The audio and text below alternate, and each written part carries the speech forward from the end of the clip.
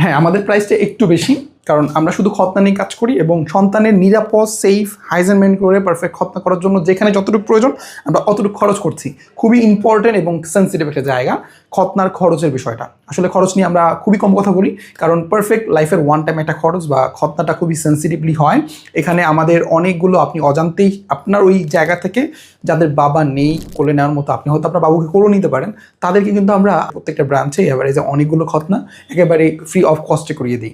প্রতি বছরে আমাদের 1000-1200 খতনা ফ্রি হয়, কম বেশি, বাট আলটিমেটলি আমরা অনেকগুলো খতনা করব, এই জন্যই কিন্তু কিছু কমিয়ে দিলে অনেকে আসতে পারেন, কিন্তু আলটিমেটলি আমরা অল্প করি, পারফেক্টলি করি। যাদের খতনাগুলো হয় পারফেক্টলি হয়ে যাক, সেফলি হয়ে যাক, সুস্থ থাকুক, সেটা হচ্ছে ইম্পর্টেন্ট। তো হয়তো বলবো আলটিমেটলি যেখানে যার খতনা হোক পারফেক্টলি হোক, এটাই দোয়া করি।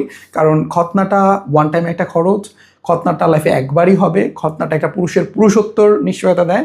সেক্ষেত্রে যাতে করে আর কোনো খতনায় রিখতনায় পরিণত না হয়, এর জন্য আমাদের আমরা আসলে প্রাইসটা নিয়ে নেগোশিয়েশন করতে পারছি না।